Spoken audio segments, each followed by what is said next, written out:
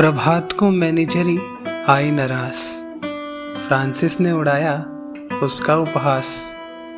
चलिए मिलकर सुनते हैं ये उपन्यास और जानते हैं छाया है कैसा उल्लास। Can I hold your hand, एक खूबसूरत एहसास। कोमल अग्रवाल की कलम से निकला उपन्यास।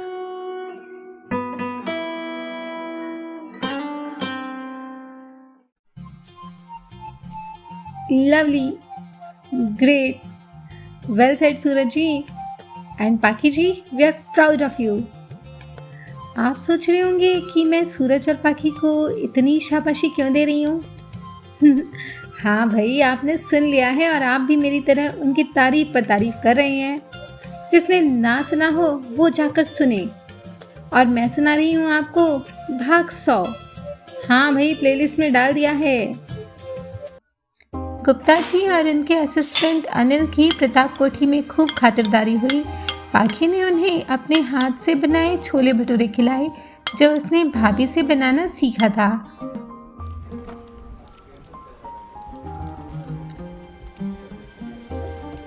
सूरज उन दोनों को लेकर होटल चला गया और अप्सरा विंग दिखाने लगा। कानूनी तौर पर उसने पाखी को अप्सरा की मालकिन बना दिया है, ये जानकर गुप्ता जी बेहद प्रसन्न हुए। मगर वहाँ कोई था जिसके कलेजे पर यह सुनकर सांप लौट रहे थे। वह था भानुशंकर, जो महेंद्र प्रताप को तुरंत यह खबर देने के लिए फोन लगाने भागा था। अभी वह अपने कैबिन में प्रवेश कर ही रहा था कि प्रभात ने उसे धर लिया। कहाँ भागे जा रहे हैं मैनेजर बाबू? चलिए वो अकाउंट्स की फाइल दीजिए जो सूरज बाबू ने आपसे मंगवाई है। भानु तो पहले ही प्रभात से खार खाए बैठा था। मैं खुद सूरज बाबू को देकर आऊंगा, चमचों पर मुझे बिल्कुल भी भरोसा नहीं है। कौन चमचा है और कौन हितैषी, ये तो जल्द सामने आएगा मैनेजर बाबू। आप तो बस उल्टी गिनती आरंभ कर दीजिए। कहते हुए प्रभात अपने कैबिन में चला गया। अभी वो वहां बैठा अपने कंप्यूटर पर काम कर ही रहा था कि तभी रोजी की मधुर आवाज उसके कानों में पड़ी। मे आई कम इन प्रभात? प्रभात ने नजरें उठाकर देखा तो उसकी धड़कन तेज हो गई। ब्लैक स्कर्ट और क्रीम टॉप पहने रोजी उसके सामने थी। अपने गीले बालों को उसने खुला छोड़ रखा था। लगता है आज बारिश में भीगी है, प्रभात ने सोचा। मे आई कम इन प्रभात? रोजी ने फिर पूछा। प्रभात सकपकाया और यस यस कहता हुआ कुर्सी से उठ खड़ा हुआ। रोजी, जो अब तक उससे नाराज थी, यह देखकर हल्के से मुस्कुराई। अंदर आकर उसने डोर बंद कर दिया। प्रभात का तो यह देखकर बुरा हाल हो गया। रोजी उसके सामने आकर आराम से कुर्सी पर बैठ गई और अपनी नोटबुक टेबल पर रख दी। बैठिए होने वाले मैनेजर साहब, उसने कहा तो प्रभात को होश आया। वह बैठ गया। आप यहाँ क्या कर रही है मिस रोजी? वह हकलाते हुए बोला। You are going to be the next manager. Suraj sir ने बताई है मुझे ये बात, रोजी ने कहा। और हाँ, उन्होंने मुझे तुमसे डिक्टेशन लेने के लिए भेजा है। He is busy with somebody. Dictation की बात सुन प्रभात को याद आया कि सूरज ने उसे 2 चाय बनाने वाली कंपनी से कोटेशन मंगवाने के लिए कहा था, जिसे अंग्रेजी में लिखना था। प्रभात ने कंपनीज की डिटेल्स निकाली और मिस रोजी को डिक्टेशन देने लगा। काम के वक्त काफ़ी गंभीर हो जाया करता था और ये उसने अपने सूरज बाबू से ही सीखा था। रोजी भी उसके इस अंदाज से काफ़ी प्रभावित हुई। प्रभात की जगह उसके दिल में बनने लगी थी। डिक्टेशन लेने के बाद रोजी वापस जाने लगी।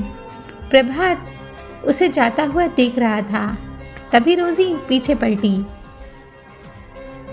दोनों की नजरें मिली। By the way, congratulations. Thank you miss Rosie. Prabhat ने आज अच्छी तरह अंग्रेजी बोली, जो उसने फ्रांसिस से सीखा था। वाह, तुम तो सीख गए। सॉरी, मुझे आपसे तुम्हें आप कहना चाहिए। उसने अपनी भूल सुधारी। आप ये सब क्या बोल रहे हैं मिस रोजी, मैं आपका वही पुराना दोस्त हूँ। प्रभात ने घबराते हुए कहा। अब होटल में तो आप बोलना ही पड़ेगा ना, आप मेरे सीनियर जो हैं। ऐसा तो कोई रूल नहीं है, प्रभात ने कहा। हमें पर्सनल और प्रोफेशनल रिलेशनशिप को अलग अलग रखना चाहिए, रोजी ने जवाब दिया और बाहर चली गई। उसके जाते ही प्रभात ने अपना माथा पीट लिया। फ्रांसिस अंदर आया और प्रभात से रोजी के आने का कारण पूछने लगा। प्रभात, जो अभी तक अपने सर के बाल धुन रहा था, उसने उसे सारी बात बताई तो फ्रांसिस ने उसका मजाक बनाया। इससे तो अच्छा तुम जूनियर ही ठीक था, अब तो लुढ़की हाथ से गया तुम्हारा। प्रभात रुआसा हो गया। ये सूरज बाबू ने मुझे कहाँ फंसा दिया। मुझे नहीं बनना मैनेजर। फ्रांसिस ने चुटकी ली। अब पछताए होत क्या जब चिड़िया उड़ गई खेत से। उसने फिर गलत मुहावरा कहा। रवि आज होटल में भानु के साथ बैठा अकाउंट्स की फाइल पर काम कर रहा था। तकरीबन 10 दिनों के बाद वह होटल आया था। कागजों को उलट पुलट करते हुए उसने कहा, ये लो भैया, ऐसा खाका तैयार किया है कि बॉस क्या उसकी 7 पुश्ते भी नहीं पकड़ पाएंगी। उसने फाइल को भानुशंकर के हवाले करते हुए कहा। एक भी सबूत नहीं मिलना चाहिए रुपयों के हेर फेर का, भानु ने उसे आदेश देते हुए कहा। आप खुद भी डरते हैं और मुझे भी डरा रहे हैं। जब मैं कह चुका हूं कि पक्का काम हुआ है तो फिर, रवि ने गुस्सा करते हुए कहा। तभी रॉकी कैबिन में आया। क्या हुआ पार्टनर, इतना गरज क्यों रहे हो? इन्हें समझाओ कि डरना बंद करें और फाइल जाकर पूरे कॉन्फिडेंस से बॉस को दें, रवि ने रॉकी से कहा। यस मैनेजर साहब, अगर आपके चेहरे का रंग ऐसे ही उड़ा रहा ना तो बॉस को आपकी चोरी पकड़ते देर नहीं लगेगी, रॉकी ने समझाया। और नहीं तो क्या, चोर की दाढ़ी में तिनका, रवि ने तुनक कर कहा। ठीक है, मैं जा रहा हूँ, लेकिन अगर कुछ भी गड़बड़ हुई ना तो तुम दोनों जिम्मेदार होगे, भानु ने कहा और सूरज के कैबिन की तरफ फाइल लेकर चला। उसके जाने के बाद रवि ने रॉकी को शाबाशी दी। ये कैमरा खराब करने का आइडिया बहुत अच्छा है। खराब नहीं किया है, बस अच्छा वाला निकालकर डिफेक्टिव पीस लगा दिया है, रॉकी कुटिल हंसी हंसा। इधर कोठी के लॉन में नीलम मंजीत से घूम घूम कर बातें कर रही थी। तभी सूरज की कार आकर रुकी। वैशाली और पाखी झूला झूल रही थी। दोनों सहेलियां सूरज को कार से उतरता देखकर उसके पास आई। नीलम भी फोन रखकर सूरज के पास पहुंची। सब अंदर गए। सूरज को खुश देख पाखी को भी अच्छा लगा। जीजू, हम सब चर्च आए? वैशाली ने पूछा। चर्च किस खुशी में? सूरज चाय पीते हुए बोला। आज वह वही चाय पी रहा था जिसके सैंपल्स उसे भिजवाए गए थे। रोजी और लिली ने इनवाइट किया है, पाखी ने बताया। तो तुम लोग जाओ, सूरज बोला। आपके बगैर हम नहीं जाएंगे जीजू, नीलम ने उछलते हुए कहा। नीलम को यूं चहकता देख सूरज को बहुत अच्छा लगा। ये बातें उनसे कहना, हमारी वाली कहे तो सोचा जाएगा। उसने भाव मारा और पैर फैलाकर दीवान पर लेट गया। जी, आपके बगैर हम क्या, हमारी जूती भी नहीं जाएगी। वह उसके मोजे उतारने लगी। कैसे सेवा हो रही है पतिदेव की, वैशाली ने फुसफुसाते हुए नीलम से कहा।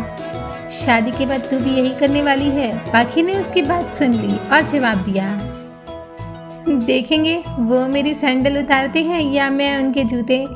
वैशाली ने मजाक किया। सेंट पॉल चर्च वहीं बुलाया है हमें। मास प्रेयर होती है संडे को, इसलिए। पाखी सूरज से बोलने लगी। तीनों तैयार होने के लिए चली गईं। पाखी अपने श्रृंगार कक्ष से तैयार होकर बाहर निकली तो उसे देखकर सूरज का पारा चढ़ गया। ये क्या पहन लिया? पाखी ने खुद को आईने में देखा। इसमें क्या कोई प्रॉब्लम है? इसमें प्रॉब्लम ही प्रॉब्लम है, सूरज बोला। उसका इशारा पाखी के सफ़ेद गाउन की तरफ था। ये रंग क्यों पहना है तुमने? वो नाराज हो रहा था। मैंने सोचा कि हम चर्च जा रहे हैं ना, इसलिए। पाखी को अपनी भूल का एहसास हुआ। वह तुरंत अंदर जाकर कपड़े बदलने लगी। अब कि वह बाहर आई तो सूरज मुस्कुराया। इस बार उसने आसमानी रंग की लहरिया साड़ी पहनी थी। ये हुई ना बात, आप लग रही हो मेरी चिड़िया। पाखी उसके गले से लग गई। आई एम सॉरी, अब कभी भी सफ़ेद रंग नहीं पहनूंगी। वादा करती हो? सूरज ने उसके माथे पर बिखर आई लटे सवारी। वादा नहीं, वचन देती हूँ तुम्हें, क्योंकि वादा टूट जाता है, पाखी ने मुस्कुराते हुए कहा और उन दोनों की एक यादगार फोटो अपने कैमरे से क्लिक की। ये तस्वीर हमेशा मुझे इस वचन की याद दिलाएगी, उसने कहा और पति का हाथ पकड़कर बाहर चली। नीलम ने भी इत्तेफाक से ऑफ वाइट गाउन पहना था और वैशाली ने क्रीम कलर का टॉप और ग्रे कलर का प्लाजो। ये सब लोग पागल हो गई हैं, कहते हुए सूरज ने कार का दरवाज़ा खोला और चाबी लगाई। ये जीजू को क्या हुआ, इतना भड़क क्यों रहे हैं? वैशाली और नीलम दोनों ने एक साथ पूछा।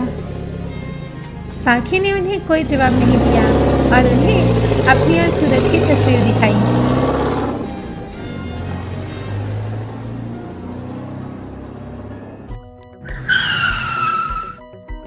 सेंट पॉल चर्च के अहाते में कार आकर रुकी तो फ्रांसिस, जो उन सबका इंतजार कर रहा था, उन्हें देखते ही उन्हें लेने आगे बढ़ा।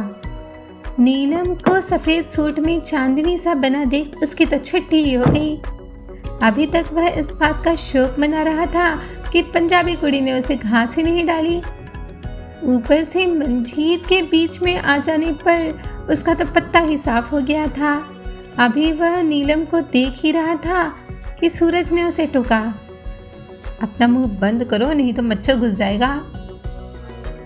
बाकी सब कहाँ हैं?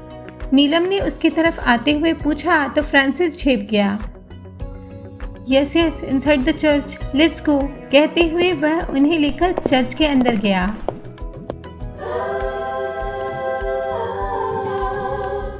लिली और रोजी कतार में अपने हाथों में कैंडल्स थामे खड़ी हुई थी और उन्होंने भी वाइट कलर का गाउन पहना हुआ था।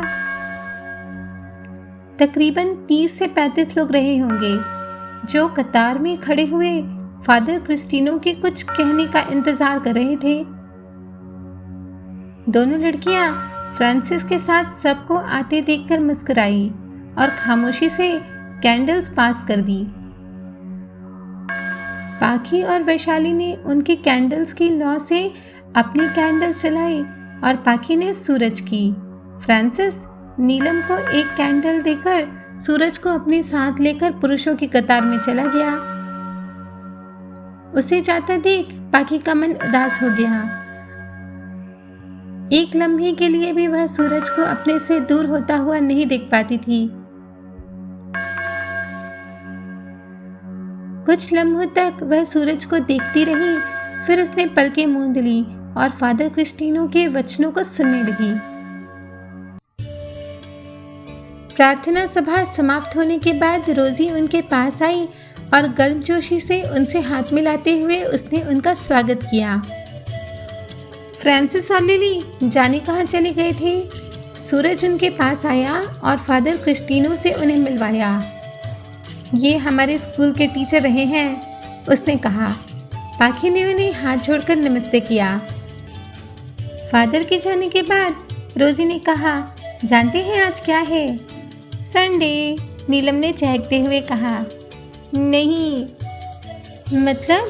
नीलम कंफ्यूज्ड हो गई। अरे बताओ भी क्या है? सूरज ने पूछा। बर्थडे, रोजी ने इतराते हुए जवाब दिया। किसका? सबने एक साथ पूछा। तो प्यारे दोस्तों, आप भी सोच रहे होंगे कि आखिर ये बर्थडे है किसका? ज़्यादा मत सोचिए, क्योंकि हम आपके लिए इस सवाल को और भी आसान बना रहे हैं। वो कैसे? वो ऐसे। तो अगला सवाल है आप सभी के मोबाइल स्क्रीन पर ये। सूरज और बाकी अपनी पलटन के साथ किसका बर्थडे सेलिब्रेट करने जा रहे हैं? Option A Rosie, option B Prabhat, option C Lily, option D Francis. हाई देवी और सज्जनों, सही उत्तर भेजिए YouTube के कमेंट बॉक्स में। सही उत्तर देने वाले का नाम बताया जाएगा आने वाले भाग में। अभी तो हम बताते हैं उनका नाम जिन्होंने पिछले भाग में सही उत्तर दिया है। वो है नेहा राणा। तो आप भी उत्तर देते रहिए, चैनल सब्सक्राइब कीजिए, लाइक शेयर करते रहिए और बने रहिए कनेक्टिंग ड्रीम्स के साथ, जो दे सपनों को पंख।